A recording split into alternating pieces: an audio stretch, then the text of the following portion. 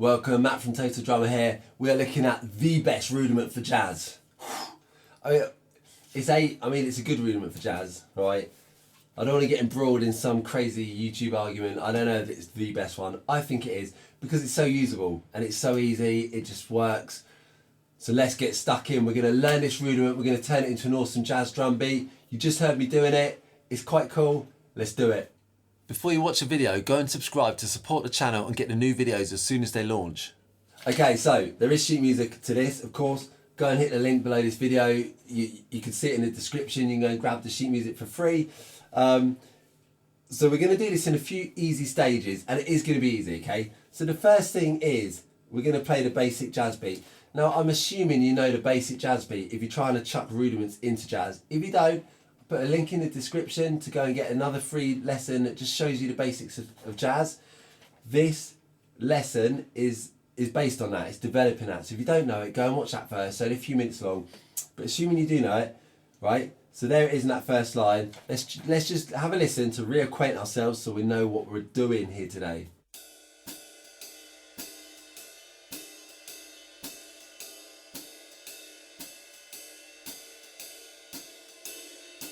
Okay, so now the rudiment. What is this best rudiment for jazz? Well, paradiddle diddle is the one. All right, the paradiddle diddle. Now, jazz is based on triplets, right? So we go 1 triplet, 2 triplet, 3 triplet, 4 triplet. A paradiddle diddle is written out here twice.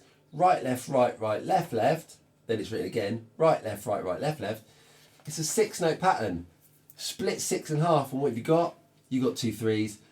So like triplets, right? So it fits into the triplets really easily. Right, left, left, left. So that's one reason this works really well for jazz. It fits naturally into triplets, and jazz is swung, therefore it's based on triplets. So that's reason number one. Reason number two. Well, first of all, before I tell you reason number two, because I don't want to blow your mind in one go, let's just check out the paradiddle diddle on the drum kit, just to make sure you're cool with that.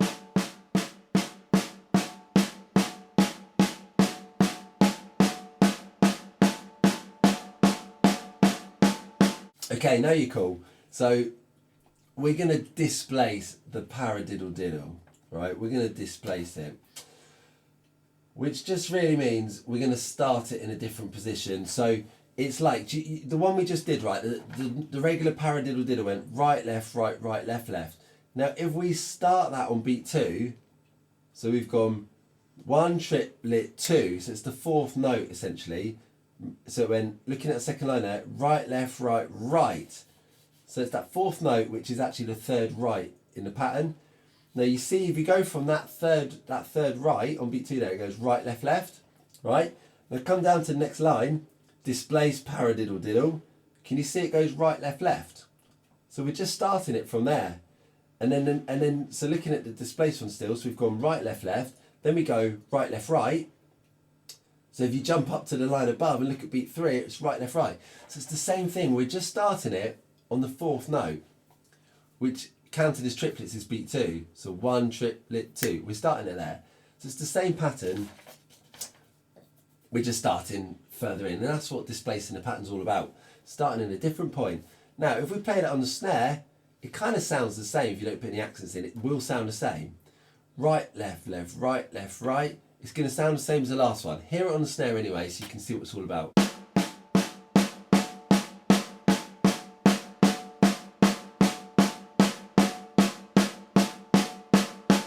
Okay, so it sounds the same on the snare because that's the same sound source for both hands. But if we split the hands, then it's obviously going to sound different, isn't it? Because that phrasing we're creating is going to come out slightly differently between the 2 limbs. So that's what we're going to do now. So we're going to play this displaced paradiddle diddle, and we're going to put the right hand on the ride cymbal, okay? Because that's what's going to be in the jazz beat. So the right hand's over on the ride cymbal, the left hand's on the snare. So let's get that displaced paradiddle diddle and play it between the ride and the snare drum.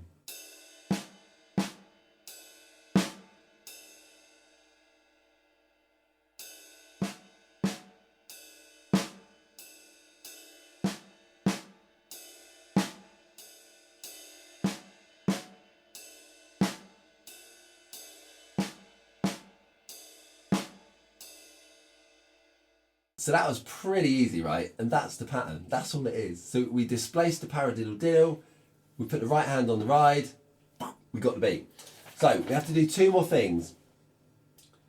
Thing number 1, we have to think about the ghost notes. So all the snares are coming out as ghost notes. So this is adding this stuff in is comping, right? So when you play jazz, you've got your rides and you've got your hi-hat thing, and between it you can comp between the other limbs.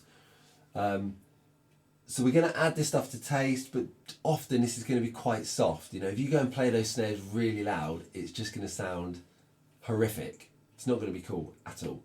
So we'll get used to playing them super, super soft. Later on, you can accent certain ones. You can drop different accents in there if you want to, but generally, let's learn them really soft because that's how they're going to flow well. The other thing we need to do, we need to bring those hi-hats in on 2 and 4, you know, like we did with our basic jazz pattern. 1, 2, 3, 4. We need to bring those in as well.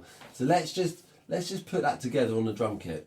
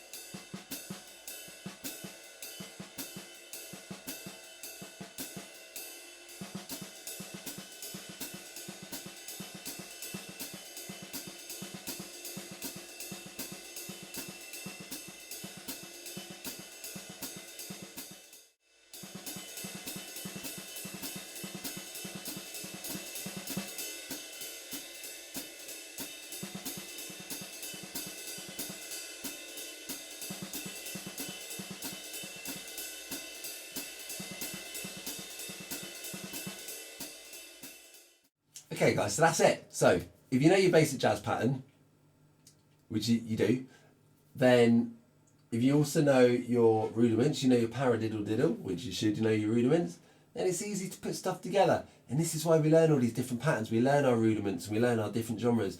So then we can just take all that stuff we've learned already, which was quite boring when we learned it, and then we can get creative and just throw things together, like chucking different ingredients into the mix and come up with some really cool stuff. So this is just a little lick, a little comping lick to just chuck in there. Don't make a whole song on this beat over and over. It'll be too much. But you can just chuck this in every now and again. Like you heard me at the beginning, you'll hear me again. Just kind of chucking it in there, weaving in and out of it. And it just slots in between that jazz ride pattern without you having to change anything there. It just fills the gaps in between it. So it's super cool. So go really slow, get the dynamics, get it even. If you want to, you can learn each chunk at a time. So like just the right, left, left, and then right, left, right. You know, break it down, make it super simple, and gradually build up the speed. It's going to be fun. You're going to sound awesome.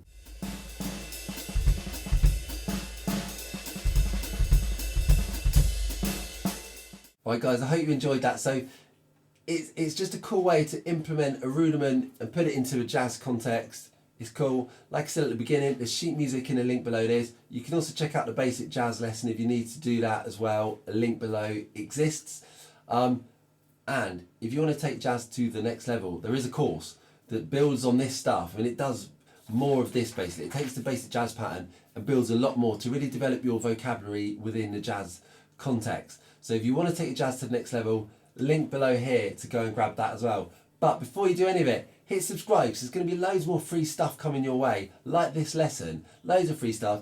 If you're subscribed, then you'll get it. You know, you'll see it first and you won't miss out, okay? Hit subscribe and then go down, hit a link and go and see which lesson you want to check out next.